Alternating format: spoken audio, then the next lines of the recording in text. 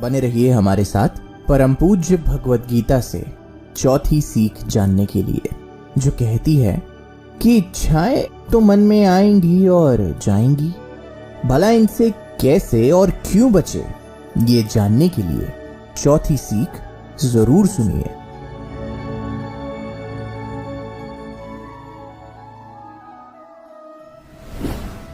पाठ्य 4 भगवद गीता के अध्याय से सीख देते हुए कि desires will come to your mind and go. इच्छाएं और आकांक्षाएं तो अपने मन में आएंगी और जाएंगी। मन का क्या है, वो तो चंचल है। After all we are human beings, हम इंसान हैं। हमें इच्छाओं का आना और आकांक्षाओं का आना, इस बीमारी से आज तक अपने आप को इस जीवन काल में पृथ्वी पर कोई मनुष्य नहीं बचा सका। बड़ी आम सी बात है, मगर ये तो इच्छाएं हैं, ये तो आती है और वक्त के साथ साथ चली भी जाती है। उदाहरण के तौर पर चलिए आप ही का ले लेते हैं। जब आप 5 साल के थे तब आपको अपने मम्मी पापा से चॉकलेट चाहिए होती थी। जब आप 10 साल के हुए तो पोकेमॉन वाला वो बैग, फिर आप 15 के हुए तो शायद अपनी पसंद का मोबाइल फोन या नए जूते, और अब आप 20 के हो चुके हैं, कॉलेज आते जाते हैं तो अब आपको चाहिए अपनी स्कूटी या बाइक। जीवन के 4 अलग अलग फेज, और चारों फेजेस में आपका मन और उसकी चंचलता अपनी अलग अलग इच्छाओं और आकांक्षाओं से घिरती हुई। अब आपको चॉकलेट नहीं चाहिए, अब आपको पोकेमॉन वाला बैग नहीं चाहिए, अब आपको चाहिए कुछ और। तो बस बात हुई ना, सिंपल सी, कि इच्छाएं आती है और इच्छाएं वक्त के साथ साथ चली भी जाती है। क्या जरूरी है कि इन इच्छाओं को अपने ऊपर हावी ना होने देना। भगवद गीता आपको ये समझाती है कि just sit back, relax and enjoy the show.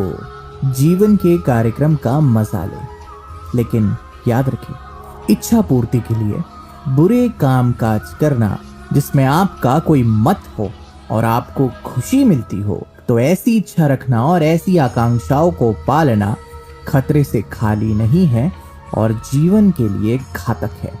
और अगर इसकी चेन में आप फंस गए, गंतव्य केवल एक है कि आप हो जाएंगे शून्य, यानी कि गायब इस पृथ्वी से, और आपका अंत होगा दुखद हानि के साथ और बहुत ही तकलीफ में। और परिणाम केवल एक, रीबर्थ, यानी कि पुनर्जन्म किसी और शरीर में। बने रहिए हमारे साथ परम पूज्य भगवद गीता से 5वीं सीख जानने के लिए, जो कहती है कि पैसा आपके मन को शांति नहीं दे सकता, भला क्यों और कैसे। ये जानने के लिए 5वीं सीख जरूर सुनिएगा।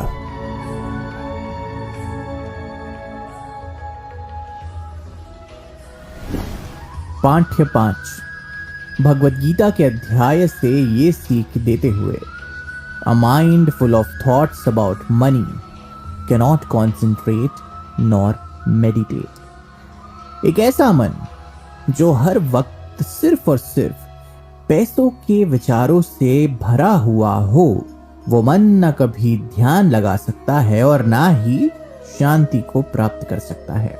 भगवद गीता के हर खंड में और कहीं पन्नों पर रुख किया गया है इस शब्द का, जिसे अंग्रेजी में कहते हैं मेडिटेशन और हिंदी में कहते हैं साधना, ध्यान लगाना।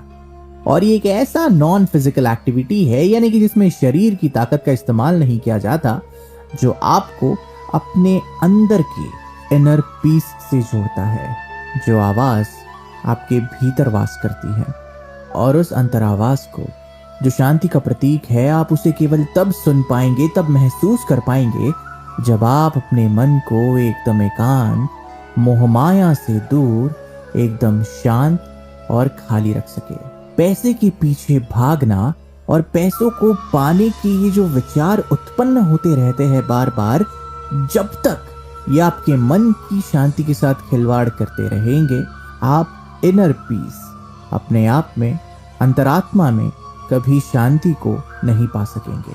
आपका मन हमेशा स्थिर रहेगा और मेडिटेशन यानी कि ध्यान की पहुंच से मीलों दूर। उदाहरण के तौर पर अगर मैं आपको समझाऊं तो कुछ यूं समझिए कि हम अक्सर जीवन में ऐसे कई लोगों को देखते हैं जिनके जीवन में सब कुछ होता है, धन दौलत शानो शौकत आराम और न जाने किस किस प्रकार के सांसारिक सुख, वर्ल्डली प्लेजर्स इनके हाथों की मुट्ठी में बंद होते हैं। इनके पास धन का तो आशीर्वाद है, मगर फिर भी इन्हें शांति नहीं मिलती। इनके पास सब कुछ होते हुए भी ये उदास होते हैं, मायूस होते हैं और अपने बंगले की बड़ी बड़ी दीवारों के बीच अकेला महसूस करते हैं, सन्नाटे की गूंज में कैद, क्योंकि इनका मन और मस्तिष्क धन प्राप्ति की ओर इतना लग चुका है और इतना लग जाता है कि इन्हें अपने लिए और अपनी शांति के लिए कोई वक्त ही नहीं मिल पाता और उनके मन में कभी कोई जगह